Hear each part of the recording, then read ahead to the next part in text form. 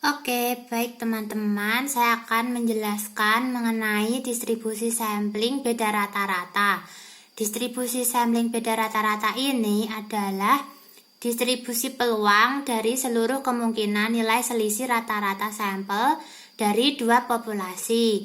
Dan di sini saya menjelaskan mengenai contoh yaitu tanpa pengembalian.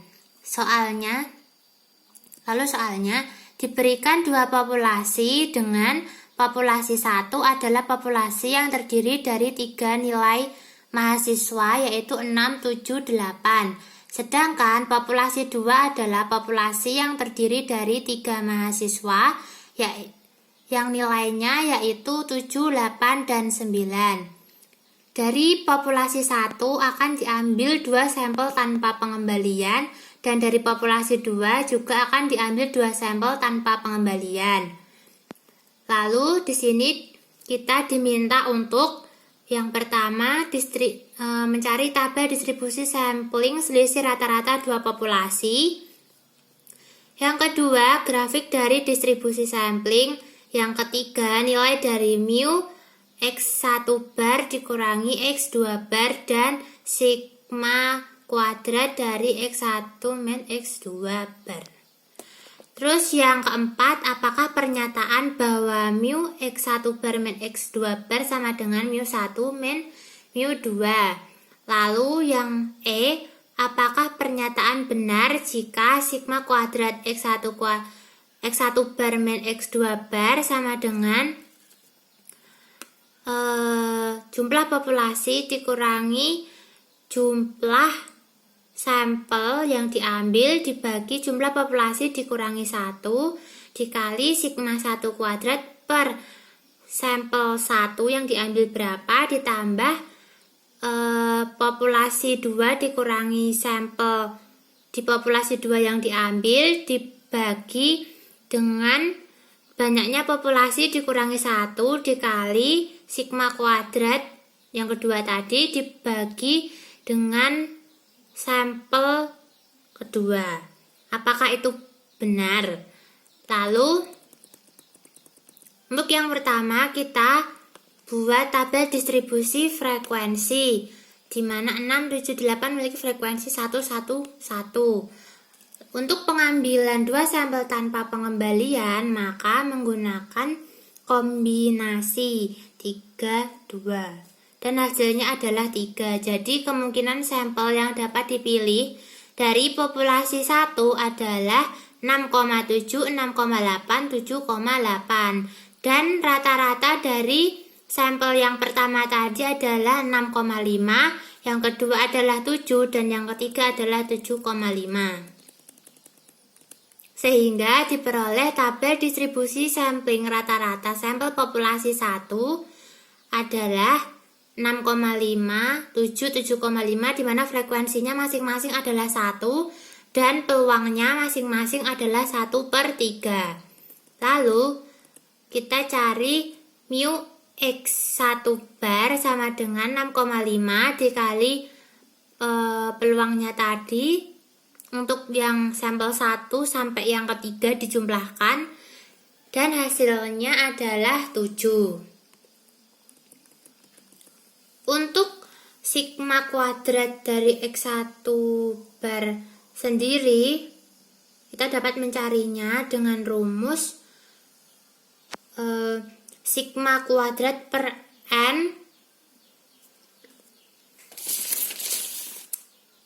sigma kuadrat dibagi N dikali jumlah populasi dikurangi sampel dibagi dengan jumlah populasi dikurangi 1 sehingga hasilnya adalah 1/12.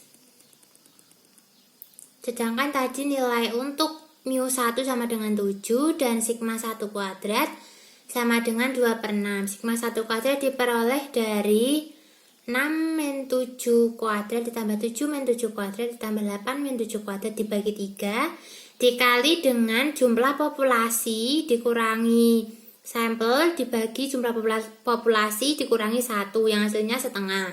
Maka kita peroleh 2/6. Selanjutnya untuk populasi 2. Tabel distribusi frekuensi 7, 8, 9 tadi nilainya masing-masing frekuensinya 1. Lalu kita cari rata-rata populasi kedua atau mu2 sama dengan 8 dan sigma 2 kuadrat sama dengan 2/6. Caranya sama seperti pada populasi 1 tadi. Untuk pengambilan 2 sampel tanpa pengembalian, maka kita memiliki 3 kemungkinan sampel yang dipilih dari populasi tersebut, yang meliputi 7,8, 7,9, 8,9 yang masing-masing rata-ratanya adalah 7,5, 8, dan 8,5. Sehingga kita peroleh tabel distribusi rata-rata sampel populasi 2, yaitu 7,5 dengan frekuensi 1 dan peluangnya 1/3, 8 dengan frekuensi 1 dan peluangnya 1/3, serta 8,5 dengan frekuensi 1 dan peluangnya 1/3.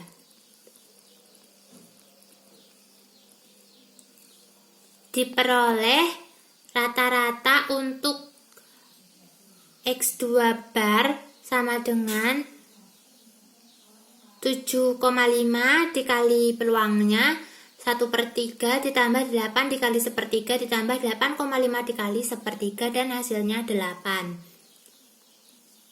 Untuk sigma X2 kuadrat sama dengan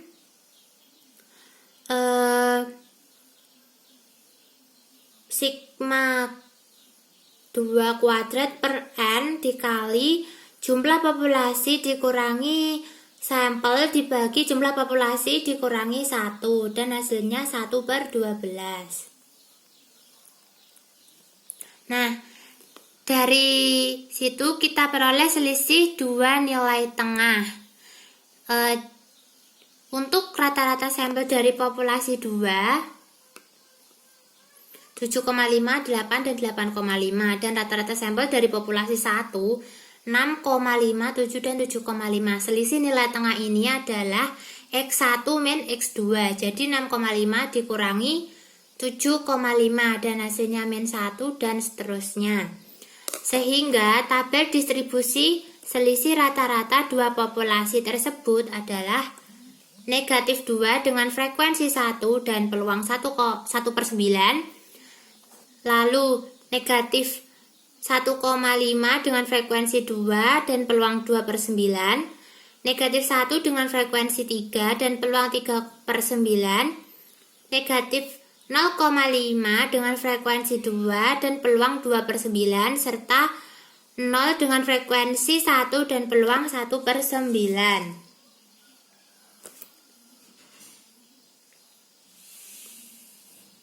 Lalu, grafik distribusi sampling sebagai berikut. Dapat kita lihat bahwa kurva dari distribusi sampling selisih dua rata-rata itu mendekati kurva normal. Yang ketiga, kita menentukan rata-rata dari X1 min X2 bar tadi dan sigma kuadrat dari X1 bar min X2 bar.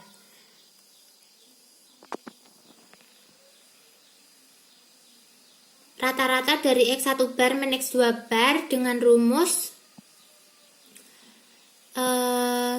sama seperti kita mencari rata-rata pada populasi 1 dan populasi 2 tadi. Kita peroleh hasilnya negatif 1.